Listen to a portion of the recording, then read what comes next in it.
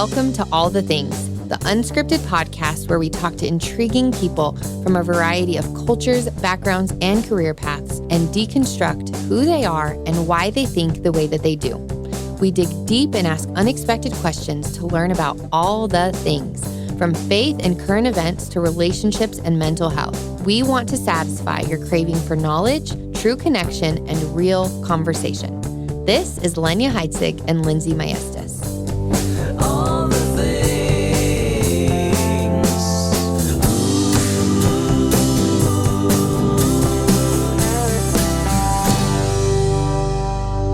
Hey everyone, welcome back to the All the Things podcast. This is Lenya Maestas, and today I'm so excited to be interviewing Jen Santiago with Reload Love and Lenya Heitzig. We're going to be talking about their ministry of Reload Love. So can you all talk a little bit about what is Reload Love? How did you get started with it all? Well, Jen and I seem to be like Jonathan and David. So I'd say we're thick as thieves. And so we've kind of just been arm in arm the whole journey. And that's why it's best to have both of us together. Yeah. But it really did start with terrorism. You know, terrorism has been on the rise worldwide. And I believe the president has just said Antifa is a terrorist network. And so we always kind of thought someday terrorism would be in our own country like 9/11. Yeah. And there have been other things, but I was thinking, Lord, what could we do about this? And I think it was right when ISIS was beginning to formulate. So it's way back in 2013. And I saw the brutality of this new terrorist organization, how they had no regard, no matter what age or women. And then also Bashar Assad in Syria had shot sarin gas onto villages where kids were impacted. And that was supposed to be the red line with Obama. And he crossed it with no ramifications. And so I was watching the news and praying. And I think that's what Christians should do. A lot of us avoid the news, but I think the news is a perfect time for intercession. So I just kept asking the Lord, what could I do if those were my kids? What would I hope would happen? Yeah. And then I jumped in the shower. And in the shower, I was still thinking about that. And this thought came to my mind, what if we collected spent bullet casings, changed them into beautiful brass jewelry, and then the proceeds would help kids impacted by terror. And it really is a kind of counterintuitive, out of left field thought. And then as soon as I got out of the shower, The best ideas happen in the shower. I swear by it. the shower, and for me, a long walk. Yeah. It gets my head breathing. Yeah. But so anyway, I got out of the shower and started Googling spent bullet casings, and come to find out most sportsmen, police, shooting ranges really don't reload. And so I was like, oh my gosh, they're available everywhere. And so I just thought, oh, this may be, like a God thing. And then I called Jen and I go, Jen, I have this idea. And so she was willing to come on the ride from the get-go. Jen, you and your kids, we were invited by the police department, sheriff department, to go out to their shooting range and collect our first bullets. Yeah, it was so much fun. We had buckets, and it was kind of like a Easter egg hunt, but we were looking for bullets. And gosh, Mike and Noel were so little then. But it was amazing because my kids, from the beginning, they were a part of it, and they understood it. Even though it's such a difficult, heartbreaking situation, they needed to understand it and be a part of it. And I think that was the beauty and simplicity of it, that anybody can do something. Yeah. How are you going to participate and take your part? And so, we went out to this shooting range and saw the shiny collected them, casings. and then police and sheriff started bringing them to us. Yep. And then sportsmen started collecting them and bringing them. Then Calibers, our local shooting range, let us have them. And before long, we had literally 1,000 pounds worth of bullets. Right. We thought we were going to have to order online, and so we found this package. I think it was Etsy or something like that. We ordered them just in case. And we never had to purchase any. Yeah. So to clarify for the listeners, so when you sell the bullets that are turned into necklaces, jewelry, the casings, what does that money go toward specifically in order to help fight terrorism? So it goes to children impacted by terror. We just realized that kids are caught in the crossfire and that terrorists have no regard. By definition, terrorism is to purposely terrify people and to see civilians as collateral damage. They're not going to government and war and soldiers. They're willing to have expendable victims in order to create more terror. And so we just really wanted to have kids impacted. So when you buy the jewelry, which generally it's 100% bullets. I think some of the chains aren't because we have to order the chains, but then the money when we make the sales or the profits, then they go toward helping kids impacted by terror and a lot of donations. Yes. So we get donations as well. Yeah.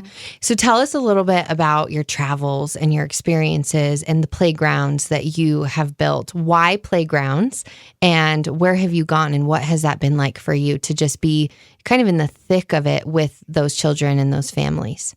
Well, that was an evolution as well. At first, we didn't even know. We're like, how do we help these kids? Yeah. And our first trip for Jen and I was into the jungles of Burma.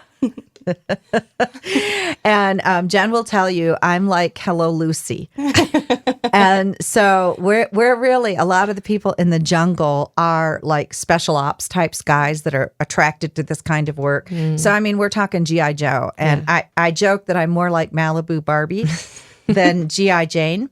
And as a matter of fact, on that first trip I took a Barbie, I lassoed a Barbie onto my backpack and I said, whatever I do, she's going to do, and I would throw Barbie in the dirt and I would drag Barbie through the bushes and go, yes, you get it, girl. How did you respond, Jen? How was it for you? Could you handle it? Yes. Yeah. I love adventure and backpacking and hiking. I thought I was going to be this traveling gypsy. But so it was quite the adventure. It was exciting. Yeah. I think there was so many unknowns, but Lenya and I have been asked throughout the years, aren't you guys scared going to those areas where there's still bombs and we've dangerous been in Iraq when ISIS was still in full power. Yeah. Wow. But there isn't any fear because when you know you're called to something and when you know God is saying go, perfect love casts out all fear. Yes. So it was really cute when we knew we were invited to Burma to go on this deep jungle adventure. Jen and I joined a gym. And it was Training for Warriors was the name of the gym. And so again, it was like an he was special ops. Okay. So we started taking this class and I'm telling you, we are pushing sleds. We are doing the ropes and I'm a chatterbox. And so I would say to the guy, come on, Vicente, this is the best you got. And then he'd like put 20-pound weight vests on me. And the first day, he was going to hold no prisoners, man. He was going to put us in shape.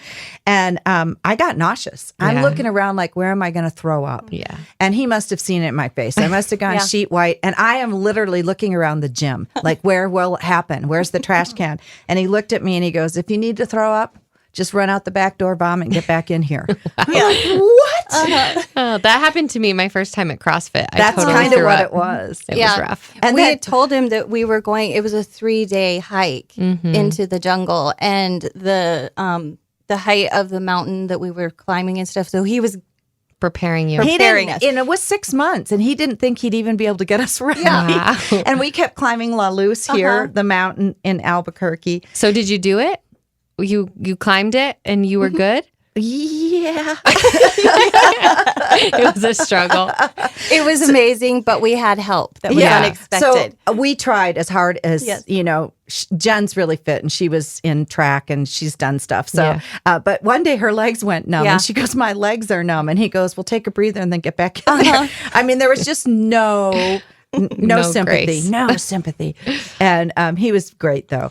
He told us this story about running into the roar. And I know we've heard this before, but he would give us these, really kind of positive empowerment things. He was really trying to even get us ready mentally. Yeah. And so he says, you know how lions hunt? And we're like, no. And so he goes, well, the male lion and the females go in different directions and the female do the hunting. and the female are chasing their prey, and maybe they get an ibex or something, a lonely deer that's running out of the bushes, and the gals are chasing them. And the male goes to the opposite end of wherever they are, and his only job is to roar. So that this poor little ibex, it goes, oh no, and turns around, and then she ends up right in the lair of these females that are chasing her. Interesting. I never knew that. And so he told us we needed to run into the roar, that we needed to learn to run into the fear, run past the fear. And so he was really, mentally equipping us as well as physically equipping us. But getting to when we got there, I realized I was in over my head. I mean, even with all the training. And so these two guys, one was, he had worked for Wycliffe, traveling into the deepest jungles of anywhere to find languages that had not been discovered to put the Bible. So this guy had like amazing skills. And the other one was in the Army. Adam was in the Army. Yep. So, and these are like buff guys. And we have our first breakfast and I'm looking at them and I'm going, this is never. So I said, hi, is your name Sherpa? And they both went, excuse me? And I go, Sherpa, right? Because the only way we're getting in there is if you're Sherpa.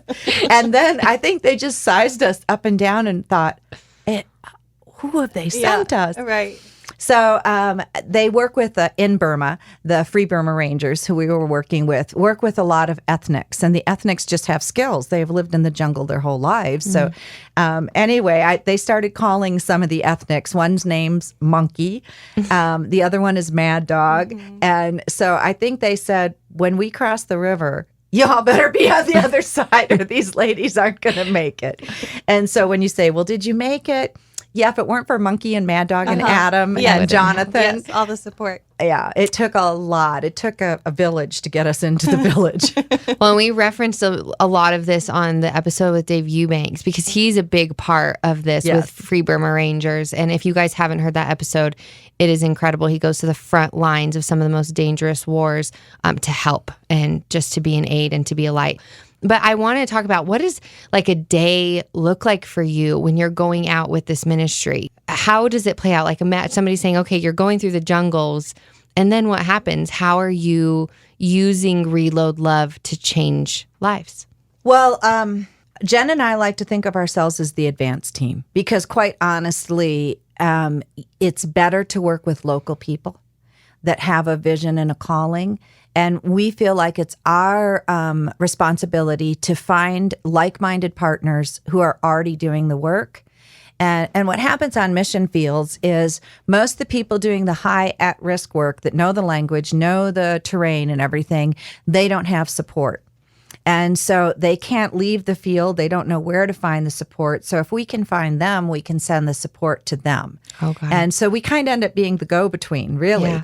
And so our job is to tour and visit places that may need something. We've done orphanages, we've provided meals, we've provided a bus, and just all kinds of things. So we don't just do playgrounds. Yeah. And so we feel like it's our job to go in country and meet people and see what the Lord's doing and see what the Lord wants funded. And so that's kind of our adventure, right, Jen? Yeah, definitely. And I think that's the beauty of it is when God opens the door and gives us the opportunity to go out, we're vetting people to make sure that it fits to the mission that God has called us to. And it's been hard at times because we love all children and all children deserve to be helped and all people that are oppressed in some way deserve to be helped. Yeah. But God has specifically called us, specifically Reload Love, to help children impacted by terrorism.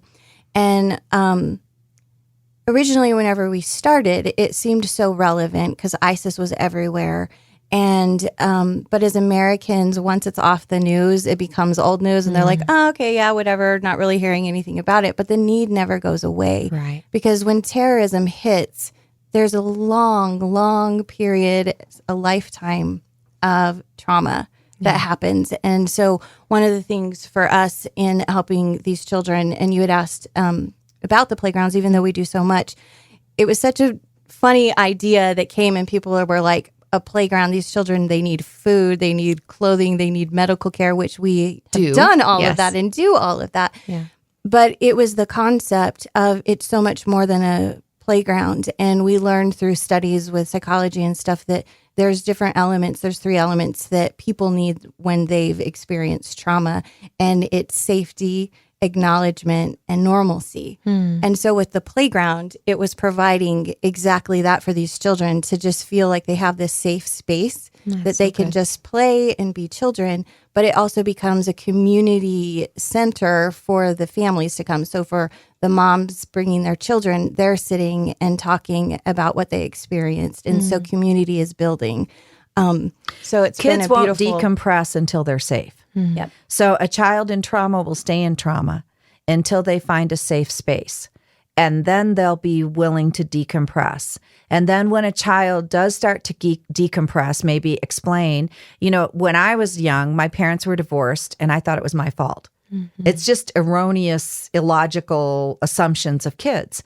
And so these kids think the same thing. They must be bad kids if people are trying to kill them or if they hurt someone.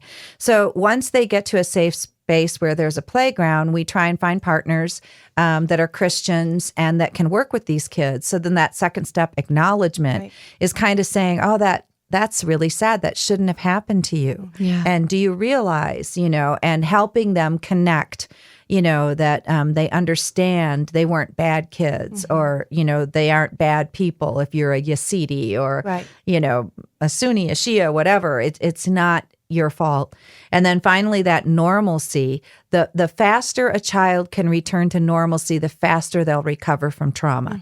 And this holds true whether you're in the United States, a kid is molested or they're in gangs in Chicago with what's happening. The sooner you can get this child to decompress and feel safe, good luck. That we can get real political, sending the feds to Chicago or Oregon or whatever it is. When children continue to live in trauma, it's damaging for their psyche for years to come. And talking about that, saying, why do we work with terrorism overseas?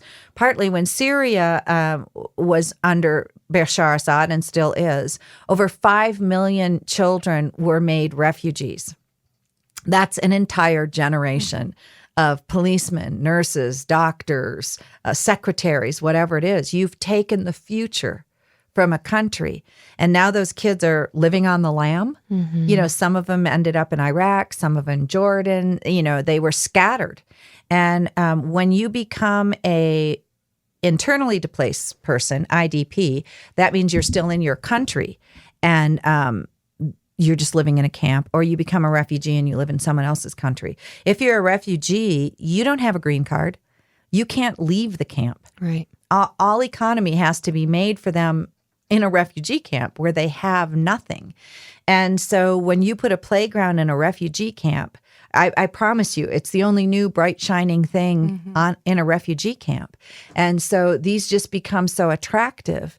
And when you're negotiating for a playground, you sometimes are going to a locale where, their fathers' have been tribal sectarian violence fighting for every turf war.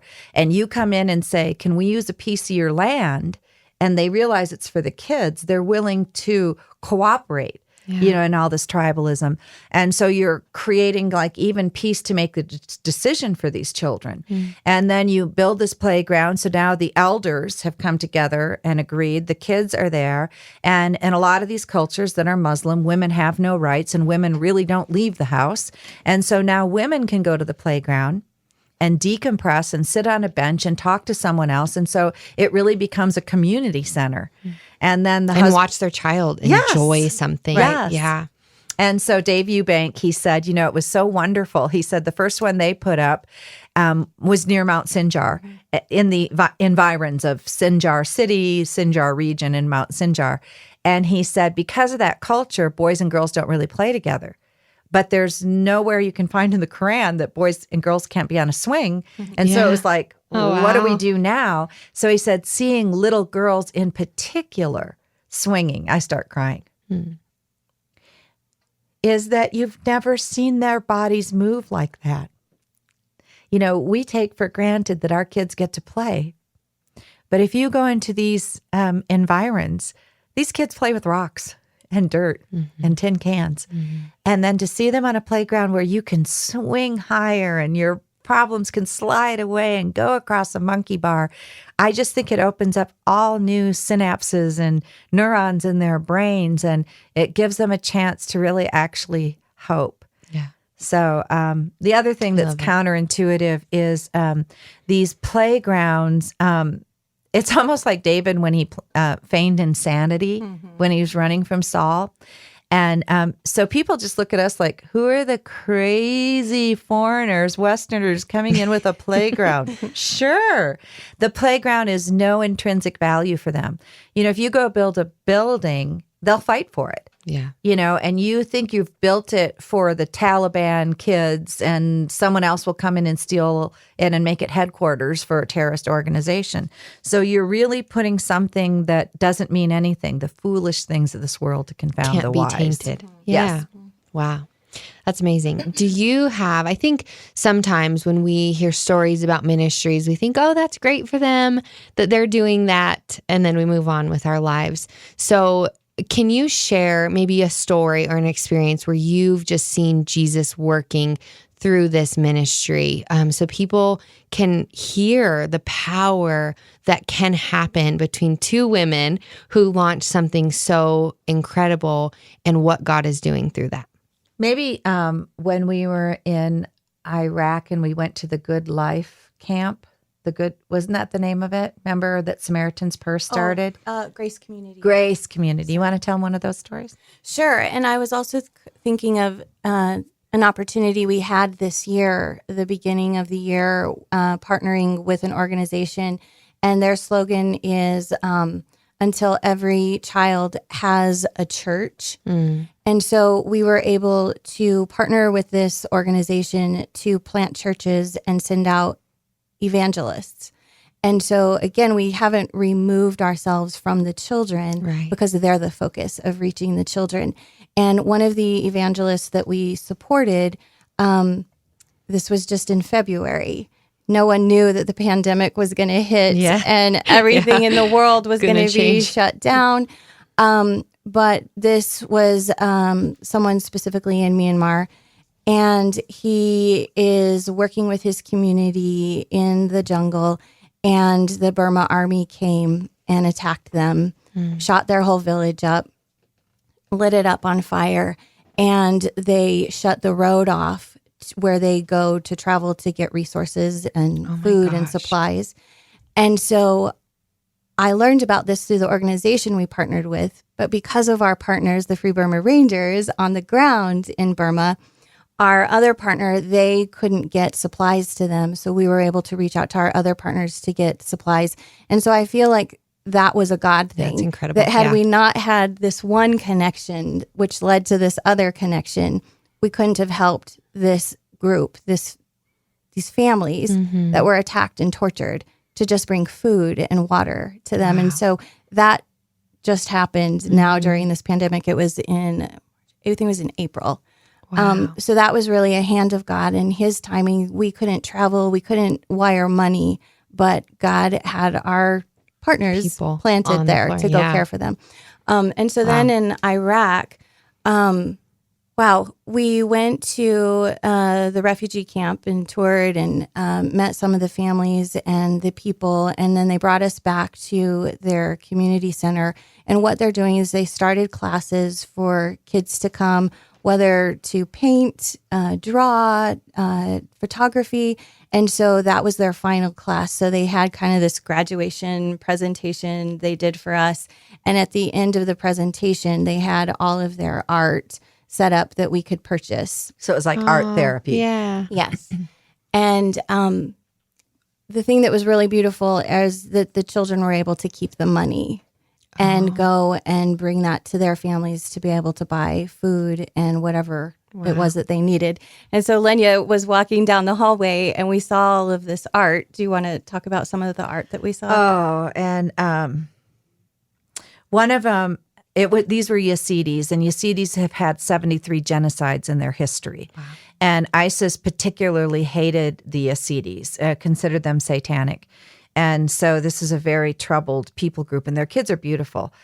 Some of them are very light-skinned, red-haired, or blonde. And so you look at them and you go, really? These aren't the kids you would think. And so this particular piece of art was all in blues. It was kind of like the blue phase that Monet went through. And so it was a picture of nature, and the sun or the moon, it's hard to tell, was frowning. So even what had happened to them, even nature grieved. I mean, you just look at it, and then there's waves and a hand coming up out of the waves. And so you just picture a kid going down for the third time, like just reaching out of the waves, at swallowing them up. The moon's sad, and a hand comes up, and they just gut you. You can look at them on our website. They're beautiful, and we sell one of the pieces. Another one was a piece in pink. We call it the girl with pink ribbons. Girl in pink. The girl in pink. And she had a scar. She did a self-portrait, and the self-portrait, she drew the scar on her face. And so just that this organization does this art therapy, again, we're talking about normalcy, and we built the playground on this particular camp. And a little boy was on the playground the day we got there, and we asked if we could talk to him. And so he had been on Mount Sinjar, and he said at first he was at his grandma's, and they came and killed them, and he ran. And then he went to his aunts, and he killed them, and they ran. And so by the time he got there, he'd been through such horrific things. And was he in second grade? Yes. Second grade. And he said his favorite thing was learning English. And he just kept calling them the bad men, the bad people came. And so that this little boy gets a chance, to survive this and to go someplace safe and to have art therapy and play on a playground. I mean, I just can't describe the squalor of a refugee camp. Yeah. That camp was supposed to hold about 40,000, and 80,000 were there. And it would be like, I think, 2 showers for 80 people and 4 toilets. And, so just understanding, some people go, well, we have poor kids here. You can't even compare the poverty here and the poverty there. Right. And then also the United States has things like Medicare, Medicaid, and children's services, et cetera, et cetera. We have so many things governmentally. There is no governmental service for these people. They're so hated anyway in their culture. No one's so to be noticed is such an amazing thing. That's beautiful. I actually just saw a picture online where it just showed a man standing with like a small wood board and then 20 children on a blanket, and it said this is how they do school in areas of Afghanistan. Yeah. And it just said at the bottom, we can be so ungrateful sometimes. And I think that's the reality of it, is that sometimes we have to, like you said at the beginning, Lenya, if we're unwilling to watch the news, if we're unwilling to hear these stories, if we see babies and bullets don't mix and just shut it off right away because we don't want that excess burden on our souls, I think that's really the opposite of what Jesus has called us to do. He's called us to care for the orphans, the widows, for people to love like he loves, which sometimes takes a lot of empathy and pain and walking through it with those people. So I just admire so much what you're both doing, and I think it's so beautiful. It makes me emotional. But I just want to maybe just call people up today and just ask you, how does that call in Matthew 28:19 to make disciples of all nations, and Psalm 96 to declare his glory among the nations, how does that compel you to continue with this ministry? And do you believe that this is a calling for all people who are listening today? Go, Jen. Yeah, I think it is a calling for everyone. If you believe in the Bible and you're a Jesus follower, everyone is called to this. Not everyone's called to go on the field and go to these different locations, but everyone is called to love, like you said, the orphans, the widows. And so how you participate and how you answer that calling is prayer. Number one is the most important thing, and the power of prayer. Yeah. And also to give what you can. One-time donations, becoming a monthly donor, purchasing the jewelry that is made out of the spent bullet casings, because 100% of the profit goes to the mission to help the children that are impacted. And so, yes, definitely, I believe everybody is called to it if you consider yourself a Jesus follower and a disciple of Jesus, where you're actually practicing and active and taking up that call. Amen. Well, James said, pure and undefiled religion is that you help orphans and widows. So if you're like to the irreducible minimum, that would be the irreducible minimum. Yeah. And so it gives me goosebumps when I think about it. And then Jesus just, the little children, let the little children come to me, for such is the kingdom of heaven. Yeah. And so I think that those are really compelling things that Jesus and his disciples would agree, with that. Yeah. Somebody posted, and I just thought of this. I wasn't planning to share it, but last night, my friend Delaney Woodward, Kay Woodward's daughter, shared something and it was just so good and so relevant for right now. And it said, "Isn't it ironic that in 2020, now we can see very real evils in our world. Now we can see significant gaps and flaws in our systems. We can see where we've been wrong. We can see where we've been blind. Having our eyes opened has shocked our consciousness, and for many, myself included, has awakened a new sense of determination to make change. I feel that we may have been given a gift in 2020. Never before have we been forced to collectively confront our own ignorance at a level like this. Never before has the world's insane pace been forced to a halt like it has this year. Never before has anything sent such powerful shockwaves through an entire generation of humanity. Never before has there been such universally experienced uncertainty, instability, and opportunity for reflection. The year of vision, indeed. Now we can see." And she's basically saying, we've been forced to slow down. We've been forced to see and face issues like Black lives. We've been forced to see issues like sex trafficking. And with this, for me, I just feel we have such an opportunity right now to open our eyes to the needs around the world where we've been so privileged to walk around as if none of it exists and just to shut off the TV whenever we feel like it. And so that was kind of my heart today with wanting to discuss this, and just bringing to light all that you're doing around the world is just incredible. And I know we've referenced it in other podcasts, but you guys may not really know the depth of this ministry. And there's a book, Reload Love. So just in closing, can you tell people, how can they find you? How can they follow along with all that's new and going on with Reload Love? Simple, reloadlove.com. Perfect. And it'll catch you up with everything, and it'll tell you how you can be a donor, but it'll also tell you all these beautiful stories, and you can see photos of the kids and videos. And when you see these babies on playgrounds, it'll just wreck you, but in a good way. Yeah. To see that the answer is so simple. Of course, the gospel. And we figure, if you're going fishing, that this is really good bait. If the children come and the people that we partner with are Christians and can share Jesus, and how difficult in some of these countries to share Jesus with the women. But it's my belief you could change the women of the Middle East, you'll change the Middle East. Yeah. And so it's just such an opportunity for the gospel. It's not just putting babies on playgrounds, it's preaching Jesus Christ. All of our playgrounds, we put a sign up that says, "Let the children come to me," and then we put Jesus, so they know who says that. And so it's us telling them that, Jesus cares about kids and all the children of the world, right? Yeah. Yellow, red, black, and white. Yeah. They're precious in his sight. And so it's just reloadlove.com. We'd love you to visit, and it'd just be an honor to partner with you. And, if you just wear a piece of jewelry, it's not small because people ask questions. Yes, it creates conversation. Yes, and then you can say, "Oh my gosh, there's this organization and they turn bullets." And honestly, this is kind of one of those counterintuitive things.